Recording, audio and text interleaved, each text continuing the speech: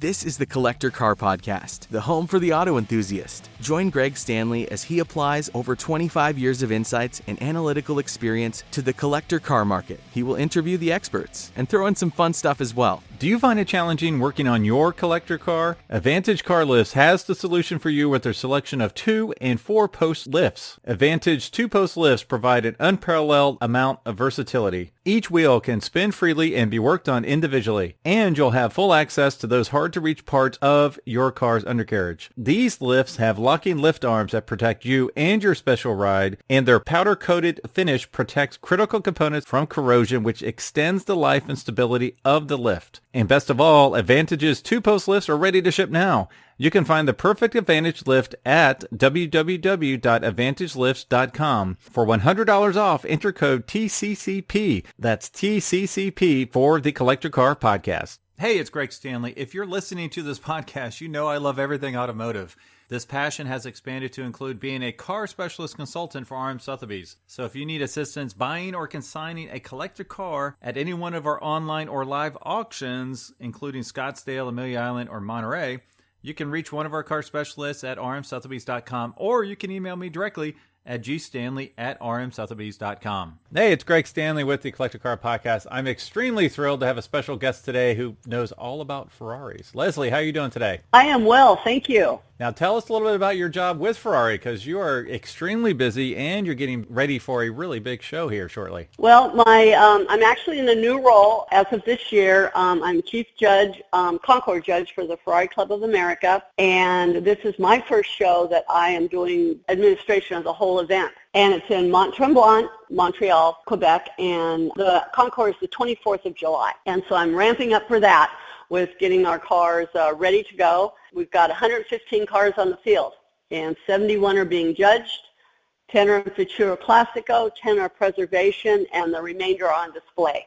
And we've got quite the array from Enzo era through a LaFerrari. So we're covering the whole gamut of Ferrari in a lot of ways. It was originally scheduled for 2020 and then had to be canceled because of, the COVID. And we were lucky to be able to then delay it till 2022. So now we are there. We are excited. It's been a while since we've had an international meet in Canada. The last one was in Toronto. And we have a beautiful venue, and it's like a resort village. The rallies will be out through all the gorgeous landscape. They have the wonderful track there that is one of the most beautiful in the country, the Circuit Mont-Tremblant. Yeah, so that sounds really great. There's a lot of stuff going on there. So is this a 3-day event, 4-day event? Kind of walk through the schedule a little bit. So if our listeners want to check it out, they want to check out the races, what would that look like? If they wanted to go to the show, what would that look like?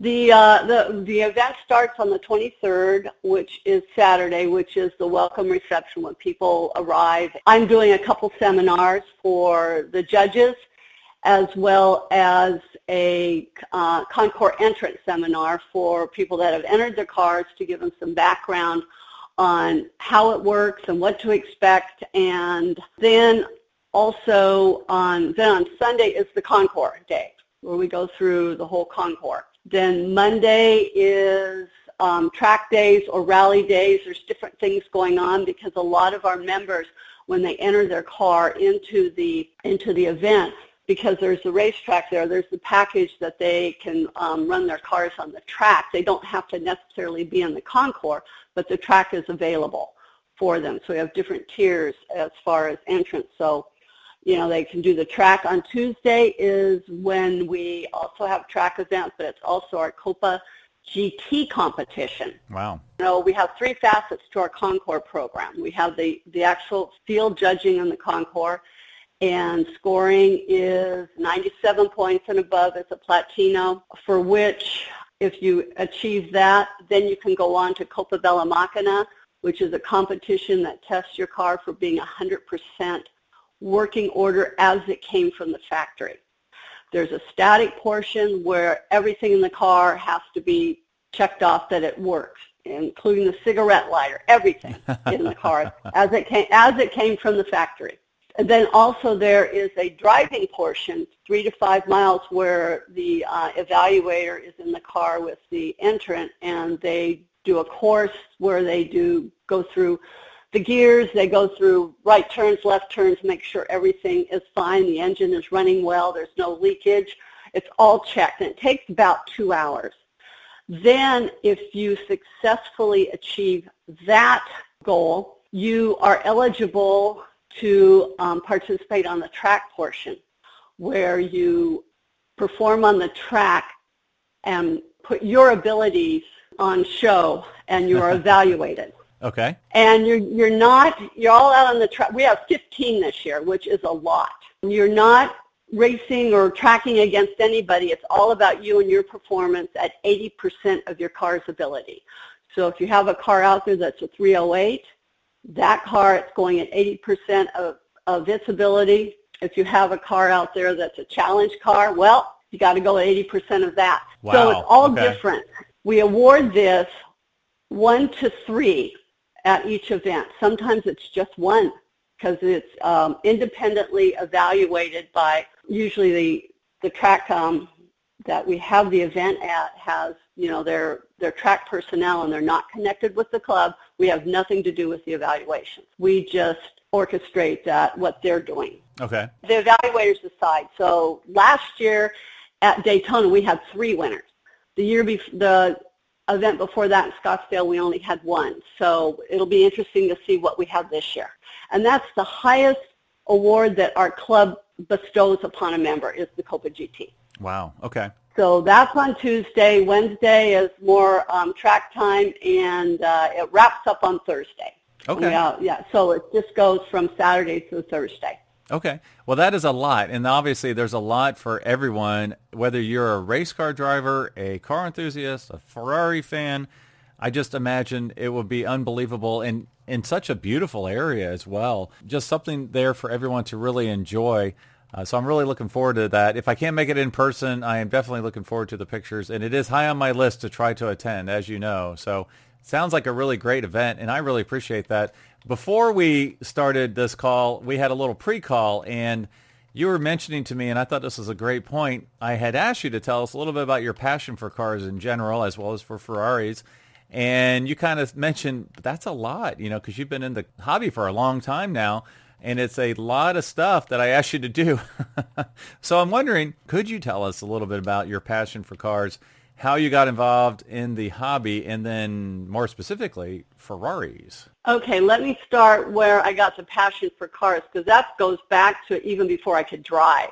I had an older brother who, everybody needs a big brother, who was really very much a car guy. And he, through all the years that he had cars, he went and they was very eclectic. He had, I remember the Corvair, he had an Austin Healey, he had an Opel, Buick Opel, he had, let me think what else he had in there, a Mustang Mach 1, but my favorite one was the Pontiac GTO, 1967. I got my driver's license, and the only thing I wanted to do was learn how to drive a manual in that car. So he was such a good brother, and so we went out in the local community college parking lot that I mentioned is very flat, and it was so easy to kind of learn how to drive the car. The clutch is a very stiff clutch, but that was fine on flat area. But on the way home, it included a hill, and at the top of the hill was a stop sign. Yep. And so there was a little bit of rush hour traffic, and so the cars were piling up behind us, and I was frozen. I only had 2 feet. I needed 3 because I couldn't move one of them, off the brake to start with the gas and then the clutch. So I was frozen. So my brother, with a smile on his face, got out of the car, and he goes to the side, and he waves everybody around. He goes, "Come on around." So he cleared the whole street for me. So I could not feel bad about driving backwards, or about moving backwards. Sure. And so that was my favorite car, and I I loved driving it because it had a lot of power for, in that day and age. It was just one of my favorites. So you've driven a Pontiac GTO. Have you ever driven a real Ferrari GTO, the first generation? Are you? That would be my dream. Okay. Ooh, okay. We need to make that happen. Of cars that, you would like to drive, not necessarily own, because that's two different things. Sure. What you want to own and love is different than what you would love to drive and experience. My first car was a Volkswagen Bug, and I love that car too. I mean, you just connect with cars because I just really enjoyed them. So that's kind of how the passion got into cars. But at that time also, my dream car was a Porsche. So when I was gainfully employed and, a bit later on in my career, I bought a 1972 Porsche Targa. And I love that car. It was so much fun to drive. So, you put me in a car and I find something great about them all, for the most part. Well, and what's so great about that is I know you haven't mentioned your Ferrari that you own, but you're definitely going through and experiencing a lot of different driving styles. I mean, you got the big 389 cubic inch tri-powered GTO, front engine, big V8, big block, and then you go to a Porsche rear engine, Boxer 6, and then you're in the Ferrari world now. So how did you get into Ferraris? Well, it kind of is twofold. Initially, I never even realized early on in my Porsche, time, that they were even on the planet until, and I will say this, Magnum PI. I'm just saying. Okay. Yes. Then all of a sudden, voila, they were in my head. I saw them everywhere. I was from Southern California, and that 308 is just such an iconic car, and it did really bring a lot of people that I have talked to into that Ferrari world, because other than that, if you weren't in it, you didn't notice it. You noticed more American cars like a Corvette, things like that. It was just a very different world. And I moved to Northern California and got married. And then I was introduced to the Ferrari Club of America and his 1967 Ferrari 330 GTS. Initially, again, I did not realize just how special that car was. It was one of about 100 that were manufactured. Wherever we went, especially Monterey during Car Week back in the early 90s and all through the 90s, it would attract crowds upon crowds. And I'm like, wow, look at this. I became educated, and he liked to show his car a lot, so I became very familiar with interior, exterior, and even the engine and chassis, because back in that day, everybody did a lot of their own work unless a restoration house did it for you. So that's where I got started with it all. So this passion also has opened many doors that I've had amazing experiences through the several decades that I've been involved. And you just can't buy times like that. I'm just so blessed for it. That's really great. That's really cool. So you got into it because of Magnum PI, and I still love the 308. I just saw one this last weekend at the Cincinnati Concours Elegance, and it was absolutely beautiful. So those do have a spot in my heart as well as a child of the 80s. So I can appreciate that. And then you got into Ferraris by kind of working on your own and, learning about them, everything else. How did you get into judging? Well, I've been involved with the Pacific region from 1990-ish. There were so many type of events that we had in our region. We were very active, and we were a huge region, lots of Ferraris. We did ride and drives, track events, social events, and Concours events. And I went to all these different events, so I had an idea of what it was all about and different interests and different people. Some like Concours, some like ride and drives, but I really like the Concours as a participant and a spectator. But it evolved, that passion for being involved in Concours made me want to participate as a judge. So in 2000, I was the president of the Ferrari Club of America Pacific region, and I vividly remember asking Ed Gilbertson, he was then the chief of Concours for the Pacific region, if he would consider me taking on a judging role. So that's where it started, first as a shadow judge and then an under instructional judge. And it was easy to do in the Pacific region because during that time we had so many quality concours, Palo Alto, Hillsborough, Lafayette, and of course Concours Italiano. And so after a couple years of training, I became a national judge. Well, I trained and then I became a judge in 2002, continuing at the regional level. Then I became a national judge with the FCA in 2007. That was my first year that I was under instruction with the national and was at Watkins Glen. And this was an amazing experience. I was assigned under instruction with Parker Hall, a longtime judge. His judging class were the Enzo era cars. And this was the highlight of my car world. So I need to explain how it worked for you to understand my experience. The Concours program, like I said, is you do the Concours, you get a platinum, you go to the Coppa Bella Macchina, you pass that, then you go to the Coppa GT. So the car that Parker was judging, evaluating for the Coppa GT was John Shirley's 250 Testarossa, his 1957 250 Testarossa. But because it was a race car, the Coppa Bella Macchina competition needed to be conducted in the paddock at the racetrack. So we went to the racetrack, and I stood and watched while Parker accompanied him on the driving test, and sure, all was working and everything was as it should be. Then when they returned and Parker got out of the car, John asked me if I would like a ride. Oh, and wow. in that moment, I had died and gone to heaven. That photograph from 2007 that was taken of me in the car is my screensaver on my laptop. Life is very good. I will never forget that moment. He probably doesn't remember, but I do. So I've been judging every year since 2007 and enjoy every minute of it. And probably the best part, I should say, and it won't surprise you, is not the cars per se. It's once you're involved with the cars, they become that glue that keeps us all connected in the car world. And, you know, I have so many great friends that have come out of this that I see once a year or twice a year. We talk during the year, we visit each other, and we always pick up where we left off. So it's a very wonderful experience, and that's how I got into judging. Yes, you're right. It is all about the people, and it's so much fun to go back to a show that you went to the year before and see some friendly faces and catch up.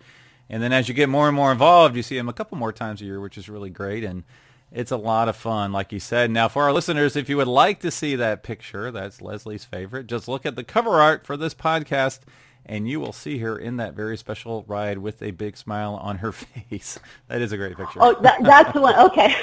that is a great. I mean, my smile is still there. Yeah. And then yeah. I have to also share with you, if you will, another memorable judging gig. It's when I was asked by Ferrari Spa to be a judge at the 70th anniversary of the Ferrari automobile in Maranello in 2017. I was one of two women, but since my invitation read Mr. Leslie Blinn, I'm not so sure they knew at the time, but that's okay. That's okay. You'll take it. That was an amazing experience, being there and being part of it. The Italians, Ferrari knows how to put on a party. But you also realize there are two very important entities in Italy, the Pope and Ferrari, and not necessarily in that order. I'm just saying. It was just an amazing experience. So, yeah, I told you I could go on and on. Well, that's such a great experience. Not many people have to experience that, and that's such an honor to be chosen and then to go there and to actually judge. That's really special. That's really cool. Wow. Okay. Well, that's really neat. So what was your first Ferrari that you owned? It was I'm not married to Glenn anymore, but when I was married to Glenn, we bought a 328. And because that was kind of like the back to the Magnum years. And they're easy cars to drive. They're fun. They can be, if you will, I mean, daily drivers. They're not complicated. And I really, really enjoyed it. But my dream car, the car that I really wanted, was a Testarossa because, again, I will say it, Miami Vice. Oh, it okay. was such a striking design, different from anything Ferrari ever did before or after, really outside the box. It started with like the 365 GT4 BB, Yes. the first flat 12 street car. Then the Testarossa is the third iteration of the concept. The 512 BB and the 512 BBI preceded it, and it was followed by the 512 TR and then the 512M, and then it was over. But it was a great era. I loved the flat 12s. Before I became chief of Concours, that was my expertise. That was what I always judged, were the flat 12s. I just really loved them. But I also have to throw in the F40 because it also is a completely different idea than Ferrari's ever done. And I like them as well, probably not to drive, but to look at. They're not fun to drive. Well, so I see the big common thread here, which is 80s TV shows, okay? Right? You got Magnum PI, go figure. detective shows. I know. Okay, so now I want to know, what is the next detective show that has a Ferrari, so I'll know what you're going to buy. I have my car that I have loved, and I've had it since 1998. Wow. And okay. it's not going anywhere. And tell us about that. It's not red.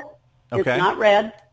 It's white with navy interior. It is a stunning car. Oh, that's beautiful. It is an award-winning car. It's everything's, as it came from the factory, and I have, in its day, as long as I've owned it, I have shown it at Concours. I have done the Virginia City Hill Climb in it. I have done like Sears Point, Thunder Hill, Laguna Seca, and Buttonwillow, where I ran off the track and spun around 3 times. That I learned what happens when you take an early apex. You run out of road. But it was flat and life was good. So anyway, I have done a lot of fun things in that car. That is a very different color combo, lovely color combination. I don't think I've ever seen on a Testarossa. So that I can see why that's your forever car. It really is. Some people, I connect with cars. I mean, I was even connected to that Volkswagen, okay, just saying. But for Ferraris, I like the 328. We did 10 years ago acquired another 328 because I still like to do track events, and I didn't want to, put the Testarossa in peril. So this was a track car. So I haven't tracked for a while, but we bought it to do that. And, but it didn't have the power the Testarossa right. had, just saying. But That's 8 right. versus 12. No, that's really cool. And now I do want to make a call out to any Ferrari GTO owners. Now I'm talking about the Series 1, Series 2 from the 60s. You need to put Leslie in the front seat and let her, or in the driver's seat, and let her have that so she can say, not only have I driven a Pontiac GTO, but I've driven a real Ferrari GTO. God, that would just be fabulous. I think we had talked early on about dream cars. One of the cars that really speaks to me and at the same time is user-friendly, enjoyable to drive, and visually spectacular is the 288 GTO. Yeah, and obviously there's also a 599 GTO, so we have a lot of GTOs. We need to check off the list here for you. Well, the 288 first, okay? That's awesome. That's great. And, a lot of other people agree with me because their value has climbed astronomically. So good for them, but they're a beautiful car. Well, one thing I want to make sure I mention in this podcast is the best way for our listeners to learn more about the information for the Mont-Tremblant Concours and race days and everything you have going on there. What's the best way for them to get more information about it? They can go to the Ferrari Club of America website, and when they click on that, they can go to events and go to annual meet, and it'll be right when they click on annual meet, it'll take them to the event. All right, so we covered the Concours, your passion for Ferraris, and all things automotive. Now, is there any additional breaking news you could share with my listeners before we get into my little game? I was asked recently to participate in a Ferrari documentary that is being done. And there's 2 parts to it, and I can't really say any more about it. It's going to be, hopefully, I think next summer. But I was asked to participate in one of the segments, Women Who Own Ferraris and Drive Ferraris. About 3 months ago, I also helped recruit other women in the country that are doing segments based around where they are. and it's all going to come together as part of this documentary. And myself and two other women spent 2 days filming in Texas Hill Country back in March, and it was an amazing experience. It just was great. So, like I said, all these things that I've been able to do that are, I'm a loss for words. I'm just lucky. Well, and I do want to have you back on, and maybe a couple of your other guests from that program, to maybe talk about it when it comes out and give us a little behind the scenes look. You would enjoy that. They're quite the characters. The ones that I rode, one of them had a 458 Spider, one a California T, and I had the Testarossa. Oh, wow. Okay. It was an amazing time. We had a great, and we became best friends through it. I mean, I knew them, obviously, but through this whole 2-day grueling, takes and retakes. And, just quickly, just to make you laugh, I realized that on the first day when we were really tired, I looked at those two women and I said, you know what, I don't know why you're tired. You didn't have to drive. You just get in your car, you hit the gas, you hit the brake, and you listen to the radio. I had to drive a car. They go, what do you mean? I said, I had to shift. I have no power steering. And I said, I'm tired. And they go, it doesn't have power steering. I said, it's 32 years old. You guys need to get out more. That's right. And you got a big V12. You got to hustle around there in the back there, right? Oh, yeah, and shifting is tough, too, in that car. And the brake and the clutch is same thing, same old. But anyway, we had the best time, but that would be amazing to come back on and do that with them. Wow. Yeah, that would be really great. Let's just go ahead and plan on it. All right, Leslie, so we just covered a lot of good stuff about the show coming up, and I know that there's some interesting challenges presenting to judges nowadays. So tell us, what is it like to judge a Ferrari today, and what are some of the challenges that you're facing? I follow two judges before me, Ed Gilbertson and Chris Current, and as time has evolved with the chief of Concours evolving, so have the cars have evolved. And so my challenges are different in my new role. I see it needing to evolve as the cars are evolving. The demographics of the cars eligible to judge 5 years or older are very different from Enzo era or the Fiat era. Our goal and mantra is that we want to always maintain a specific car's originality and authenticity.